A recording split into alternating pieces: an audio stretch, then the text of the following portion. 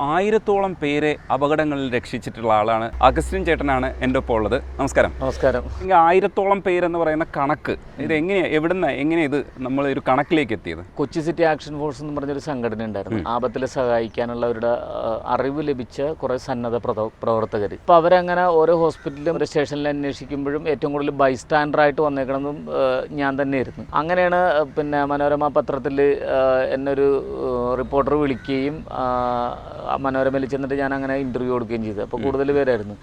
അങ്ങനെ അദ്ദേഹം എന്നെ ഇൻ്റർവ്യൂവിന് വിളിക്കുമ്പോൾ ഒരു സംഭവം ഉണ്ടായിരുന്നു. ഞാനന്ന് വരാപ്പുഴ എന്ന് പറഞ്ഞ സ്ഥലത്തായിരുന്നു. എറണാകുളത്തേക്ക് പോകണമെങ്കിൽ എനിക്ക് ഒരു അരമണിക്കൂർ ബൈക്കിൽ പോകണം. അപ്പോൾ ഞാൻ ആ അരമണിക്കൂറിനുള്ളിൽ എത്താമെന്ന് പറഞ്ഞിട്ട് എനിക്ക് അവിടെ എത്താൻ പറ്റിയില്ല. അപ്പോൾ പുള്ളി 3/4 മണിക്കൂർ കഴിഞ്ഞിട്ടപ്പോൾ എന്നെ വിളിച്ച് എന്താണ് താമസിക്കണമെന്ന് പറഞ്ഞു. അപ്പോൾ ഞാൻ പറഞ്ഞു ഞാൻ വരാപ്പുഴ പാലത്തിൻ്റെ മുകളിൽ ഒരാളെ ബസ് 2 വീലറുകാരനെ ബസ് ഇടിച്ചിട്ട് പുള്ളിനെ കൊണ്ട് ഹോസ്പിറ്റലിലേക്ക് പോകണേണ്. അപ്പോൾ അത് കഴിഞ്ഞിട്ട് വരാമെന്ന് പറഞ്ഞു. അപ്പോൾ ശരി എന്നും പറഞ്ഞിട്ട് വെച്ചിട്ട് ഞാൻ പിന്നെ മനോരമയിലേക്ക് കയറി ചെന്നത് ഈ വൈറ്റ് ഷർട്ടയിൽ ബ്ലഡൊക്കെ ഇട്ടാണ് കയറി ചെന്നത്. നേരെ കയറി ചെന്നിട്ട് അങ്ങനെയാണ് ആ ഇൻ്റർവ്യൂ കൊടുത്തത്. അപ്പോൾ ആ വിളിക്കുന്ന സമയത്ത് പോലും എനിക്ക് ദൈവം ഒരാളെയും കൂടി ഹോസ്പിറ്റലിൽ എത്തിക്കാനുള്ളൊരു അവസരം എനിക്ക് തന്ന് അയാളെ രക്ഷിക്കാനും പറ്റി. ഇപ്പോൾ എഴുത്താണ് ജോലി എന്ന് പറഞ്ഞു. പക്ഷേ ഈ 1000 പേരെ രക്ഷിക്കുക എന്നൊക്കെ പറയുന്നത് ഒരുപാട് സമയം പോകുന്ന, അതേപോലെ തന്നെ ഒരുപാട് ധനനഷ്ടം ഉണ്ടാക്കുന്ന ഒരു പരിപാടിയും കൂടെയാണ്. ഇതിൽ ഇങ്ങനെ പോകുമ്പോഴത്തേക്ക് എങ്ങനെയായിരുന്നു നാട്ടുകാരുടെയും വീട്ടുകാരുടെയൊക്കെ ഒരു ആറ്റിറ്റ്യൂഡ്? വീട്ടുകാരെന്നെ സപ്പോർട്ടായിരുന്നു. നാട്ടുകാരും എന്നറിയുന്ന സുഹൃത്തുക്കളൊക്കെ നല്ലതെന്നേ പറഞ്ഞിട്ടുള്ളൂ.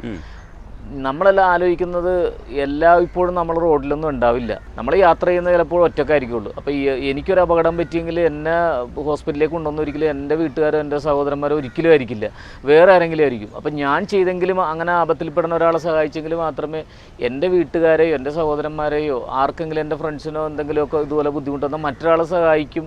അങ്ങനെ ഒരു തോന്നലിൽ നിന്നാണ് എനിക്ക് ഓരോരുത്തരെ കൊണ്ടുപോകണമെന്നൊക്കെ അങ്ങനെ തോന്നിയത്. ഒരു തമാശയ്ക്ക് ചോദിച്ചാൽ ഇവരുടെയൊക്കെ പേരുകളൊക്കെ ഓർത്തു വയ്ക്കുമോ? ഇവരെയൊക്കെ റാൻഡംലി നമ്മൾ കാണാറുണ്ടോ? ഇല്ലെങ്കിൽ പിന്നീട് എപ്പോഴെങ്കിലും കണ്ടുമുട്ടിയിട്ടുണ്ടോ? 10 പേരുടെ പേര് പടപടാന്ന് പറയാൻ പറ്റും? അങ്ങനെ ഓർക്കണില്ല. എങ്കിലും കുറേ പേരുടെയൊക്കെ എനിക്ക് ഓർത്താൽ ഇപ്പോൾ പെട്ടെന്ന് ചോദിക്കുന്ന കാരണം അങ്ങനെ പറയാൻ പറ്റില്ല. എങ്കിലും ഞാൻ ഓർക്കണ ഒരു ആക്സിഡൻ്റ് എന്ന് പറഞ്ഞാൽ എറണാകുളം സെൻറ്റ് ആൽബർട്ട്സ് കോളേജിൽ പഠിച്ചുകൊണ്ടിരിക്കുമ്പോൾ അവിടെ നിന്ന് ബസ്സിനാണ് എൻ്റെ വീട്ടിലേക്ക് വരുന്നത്. അപ്പോൾ ഇടയ്ക്ക് വെച്ചിട്ട് ഒരു സ്കൂട്ടറുകാരനൊരു വളവിൽ വെച്ചിട്ട് ബസ്സുകാർ ഇടിച്ചിട്ട് സ്കൂട്ടർ ഇയാളും കൂടെ പ്രായമുള്ള ആളായിരുന്നു, കാണയിൽ പോയി. ബസ്സുകാർ നിർത്താണ്ട് പോയി. അപ്പോൾ ഞാൻ കുറേ ഒച്ചപ്പാടൊക്കെ എടുത്തിട്ട് ബസ് നിർത്തി ഞാൻ ഓടി വന്ന് പുള്ളിനെടുത്ത് ഞാൻ എറണാകുളത്ത് ലൂർദ് ഹോസ്പിറ്റലിൽ കൊണ്ടുപോയി. ഞാൻ ബസ്സിലായിരുന്നു. അപ്പം ഞാൻ അടുത്ത സ്റ്റോപ്പിലാണ് അവർ പേടിച്ചിട്ട് കൊണ്ട് നിർത്തി. ആൾ മരിച്ചു പോകുമെന്നാണ് അവർ വിചാരിച്ചത്. ഞാൻ തിരിച്ചു വന്ന് ഇദ്ദേഹത്തിൻ്റെ ഒരു ഓട്ടോയിൽ കയറ്റി ഞാൻ എറണാകുളം ലൂർദ് ഹോസ്പിറ്റലിൽ കൊണ്ടുപോയി. അയാൾ രക്ഷപ്പെട്ടു. പിന്നെ കൊച്ചിൻ ഷിപ്പ്യാർഡിലൊരു എഞ്ചിനീയറായിരുന്നു, വടുതലയിലുള്ള ഒരു രാജശേഖരൻ എന്ന് പറഞ്ഞിട്ട്. കുറേ വർഷം അതിന് ശേഷം ഞാൻ കണ്ടിട്ടില്ല. അതിനുശേഷം 17 വർഷങ്ങൾക്ക് ശേഷം ഞാൻ ലൂർദ് ഹോസ്പിറ്റലിൽ എന്താ ആവശ്യത്തിന് പോയപ്പോൾ ഒരു സെക്യൂരിറ്റിക്കാരൻ വന്നിട്ട് പ്രായമുള്ള എന്നെ കെട്ടിപ്പിടിച്ച് കരഞ്ഞ്. അപ്പോൾ എന്നെ ഓർക്കണുണ്ടാന്ന് ചോദിച്ചു. അപ്പം ഞാൻ പറഞ്ഞു എനിക്ക് ഓർമ്മ കിട്ടണില്ല ആരാണെന്ന് ചോദിച്ചപ്പോൾ 17 വർഷങ്ങൾക്ക് മുമ്പ് നീ എന്നെ ബസ് ആക്സിഡൻറ്റിൽ നിന്ന് രക്ഷിച്ചാണെന്ന് പറഞ്ഞു.